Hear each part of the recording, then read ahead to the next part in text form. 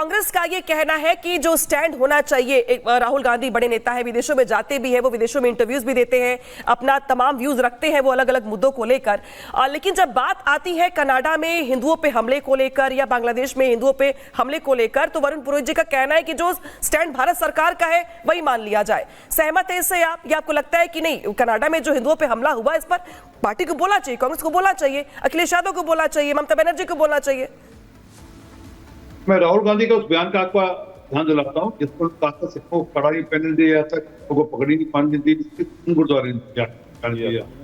और जब ये बोला और कहा सिखों को देश में कष्ट है, उससे पहले गए तो बोला था सिखों को सेकंड क्लास सिटीजन की तरह ट्रीट किया जाता है। एग्जैक्टली यही बात उन्होंने बोला धन्यवाद राहुल गांधी जी, आपने हमारी जो हम कहते थे सिखों को कैसे, देखो LOP leader of opposition Hindustan का ये कह रहा है और ये तकलीफ हमारी है, इसलिए हम खालिस्तान की मांग कर रहे हैं। तो इसलिए तो नहीं बोल रहे वो, ये कहीं ना कहीं लोग, मुझे लगता है कहीं ना कहीं अंदर खाते कि ऐसा तो नहीं हो रखा कि तार जोड़ रखे हो कहीं ना कहीं। ये तो हिंदुओं के मंदिर पर हुआ, वहां पर एक जो खालसा जवान लग रहा था उस पर हमला हुआ। एक अक्षर तो बोलते नहीं बोलेंगे, क्योंकि मैंने कहा ना कारण है। अब एक स्टेटमेंट दी थी उन्होंने यहाँ पर, जिसमें उन्होंने कहा था India union of state. Amritpal ने रिपीट करी। अरे पुरोहित जी, मैंने आपको टोका नहीं। पुरोहित जी आप बोलना ना, पुरोहित जी बोल लीजिएगा, जवाब दे लीजिएगा, पहले बोल ले, वो आपकी बारी में नहीं बोल रहे थे। हाँ तो अमृतपाल ने कहा एग्जैक्टली हम भी यही कहते हैं कि इंडिया यूनियन ऑफ स्टेट, इसलिए पंजाब को अपना अधिकार तय करने का हक है। अगेन वर्ड यूज किया उन्होंने। फिर जब कश्मीर पर हमने 370 को रिवोक किया, उसके अगले दिन राहुल गांधी ने कहा कि वहां पर कत्ल वगैरह चल रहा है, खून की नदियां, कुछ ऐसे बोल दिया, खून की नदियां बह रही हैं। एग्जैक्टली सेम बयान इमरान खान ने यूएन में जाकर बोला कि ये लीडर ऑफ ऑपोजिशन है, यहाँ पे नेता है राहुल गांधी विपक्ष के, वो ऐसी बात बोल रहे हैं तो इसका तो खून की नदियां बह रही हैं और इसलिए चिंता करनी चाहिए। यूएन में उनको कोट किया। तो कहीं ना कहीं सब मामले में लिखता है कि तार जुड़े हुए कहीं ना कहीं।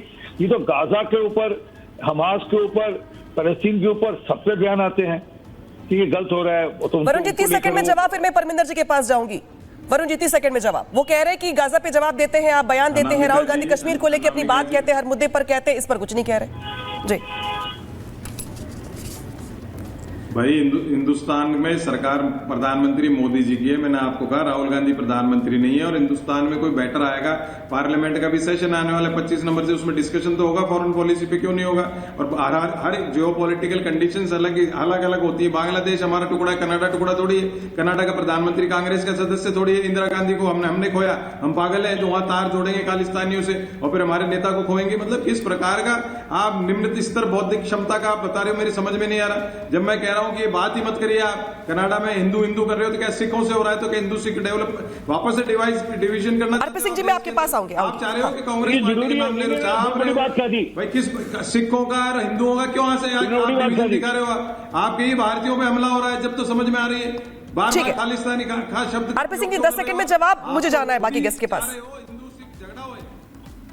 मैंने ना सिख शब्द इस्तेमाल किया ना खालिस्तानी शब्द इस्तेमाल किया, यही इस्तेमाल करेंगे। यही तो कह रहा हूं कि इनकी पूरी सोच है, अभी इन्होंने साबित कर दी सोच को। और ये सवाल वरुण जी इसलिए भी है क्योंकि राहुल गांधी के विदेश दौरों को लेकर के हमने कई बार चर्चा की, उनके बयान को लेकर, सिखों को लेकर, उनके पहनावे को लेकर, कश्मीर को लेकर, अलग अलग मुद्दों को लेकर राहुल गांधी का अपना व्यू होता है। इसीलिए पूछा जा रहा है कि भाई इस मुद्दे पे उनका व्यू क्या है, उनका स्टैंड क्या है। परमिंदर जी, कनाडा भारत के जो रिश्ते हैं वो खराब होते होते इस कदर खराब होते चले जा रहे हैं कि जहां पर ऐसा लग रहा है कि गतिरोध कैसे खत्म होगा, और इस घटना के बाद तो लगता है ऐसा कि जैसे कुछ ठीक हो पाएगा, कब ठीक हो पाएगा ये तय नहीं है। स्टैंड क्या होना चाहिए भारत सरकार का? और एक सवाल यहां पे मैं जोड़ रही हूं कि भाई ये गतिरोध खत्म होगा कैसे दोनों देशों के बीच?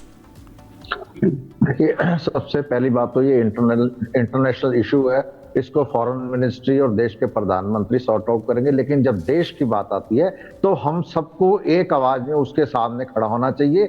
जो कनाडा के अंदर जो पाकिस्तानी मानसिकता या बांग्लादेशी मानसिकता है, वो देश को, हमारे देश को तोड़ने का प्रयास कर रहे हैं। वो हमारे देश के अंदर हिंदू सिख भाईचारे को खराब करने का प्रयास कर रहे हैं। ये बहुत बड़ी साजिश है। इसके पीछे जो चाहे बांग्लादेश है, चीन है या कोई भी देश है, हमें एकजुट होकर रहना है। परमिंदर जी के जवाब पे दीपक बोरा जी काफी स्माइल कर रहे हैं, कुछ चल रहा है सर आपके मन में।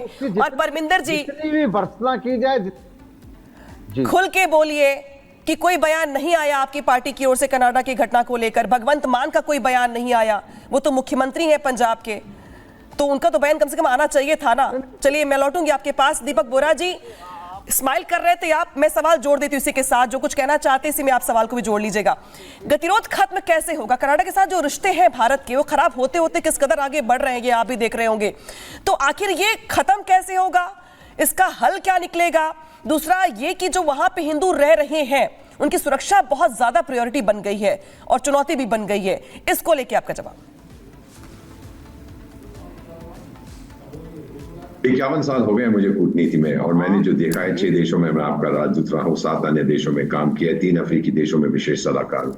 जो मैंने देखा है कि संबंध बनाने में बहुत समय लगता है, बिगाड़ने में बहुत कम वक्त लगता है। मैं आपको बता देता हूँ, मैं इसको कहता हूँ क्वाड्रुपल लॉक। और आपका जो चैनल है रिपब्लिक मीडिया ग्रुप और जो आपका सोशल मीडिया है, आप लोग इसको बहुत अच्छी तरह से फैला रहे हैं। क्वाड्रुपल लॉक पहला क्या है मैम? कनाडा को सबक सिखाने के लिए, इस बेवकूफ डस्टबिन को सबक सिखाने के लिए, पहला जो भी कैनेडियंस भारत आना चाहते हैं उनको वीजा मत दीजिएगा, सिर्फ उनको दीजिएगा जो मेडिकल ट्रीटमेंट के लिए आते हैं। दूसरा, जो कैनेडियन कंपनीज पार्टिसिपेट करना चाहती हैं भारत की डेवलपमेंट स्टोरी में, ग्रोथ स्टोरी में, उनको मत पिट करने दीजिए टेंडर्स के लिए, पब्लिक या प्राइवेट सेक्टर। तीसरा मैडम, जो बहुत ही मेरे विचार से बहुत ही आवश्यक है, हमारे जो स्टूडेंट्स वहां जाते हैं पढ़ाई करने के लिए, 10, 15, 20 बिलियन डॉलर कैनेडियन यूनिवर्सिटीज को देते हैं, उनको प्रोत्साहित करें कि वहां ना जाएं, कहीं और जाए। फाइनली हम लोग भारतीय समुदाय के लोग 185 देशों में रहते हैं, 35 मिलियन, 3.5 करोड़ की लार्जेस्ट डायस्पोरा पूरी दुनिया में, उनको प्रोत्साहित करना कि हर जगह प्रोटेस्ट हो कि इस प्रकार की चीज आज 2024 में हम जाना चाहते हैं 16वीं शताब्दी में, हम रहते हैं 21वीं शताब्दी। ये होगा, ट्रूडो चला जाएगा इतिहास के कूड़े बिन में, और उसके बाद आप देखेंगे जो नया व्यक्ति आएगा कोशिश करेगा, क्योंकि अब उसने भारत की ताकत देख ली है। मैम फाइनली ये वो भारत नहीं है, आप यहाँ तमाचा मारोगे तो दूसरी गाल दिखाता है, अगर भारत को तमाचा मारोगे भारत मुंह तोड़ देता है। और ताजा उदाहरण हमने देखा है एलएसी पर, हमने ताजा उसका उदाहरण देखा भी है यहाँ पर, जिस तरीके से चीन हेकड़ी दिखा रहा था, हमने माकूल जवाब दिया है। आचार्य शैलेश तिवारी जी, सवाल यहाँ पर यह कि जो हिंदू वहां पर रह रहे हैं उनकी सुरक्षा को लेकर के अब बहुत सवाल खड़े हो रहे हैं, क्योंकि हिंदू वहां प्रदर्शन कर रहे हैं और जो पुलिस वहां पहुंची उसने उल्टा हिंदुओं को ही पीटा, उठाकर ले गए, बदसलूकी की उनके साथ। तो जो सिक्योरिटी है वो बांग्लादेश से लेकर के कनाडा तक, सुरक्षा जो हिंदुओं की वो चुनौती बनी हुई है। कैसे इसका हल निकाला जाए? कुछ सुझाव देंगे अपनी ओर से आप, या कुछ कहना चाहते हैं, आपके मन में कुछ चल रहा हो हिंदुओं की सुरक्षा को लेकर? देखिए, पूरे विश्व में आज हिंदुओं के खिलाफ लोग कहीं ना कहीं हमले कर रहे हैं, हिंदुओं के खिलाफ उनको दबाने की कोशिश कर रहे हैं। और साथ ही साथ मैं आपको बता दूं कि कांग्रेस पार्टी जो है वह हिंदुओं को तोड़ने में लगी है, हिंदुओं को, दलित को अलग तोड़ रही है, यादव को अलग तोड़ रही है।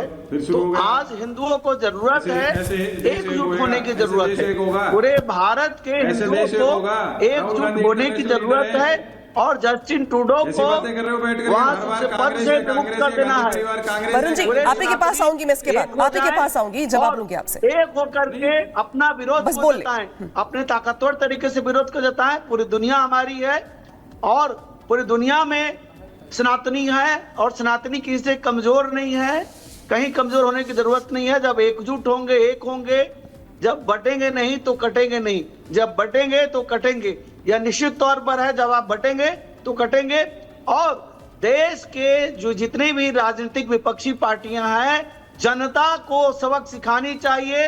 सभी हिंदू विरोधी पार्टियां हैं, चाहे वह कांग्रेस पार्टी हो, आरजेडी हो, टीएमसी हो, वह सेकुलर राजनीति करते हैं। सो कॉल्ड सेकुलर वही लोग हैं जो हिंदू रह करके, नामधारी हिंदू बन करके हिंदुओं का विरोध करते हैं।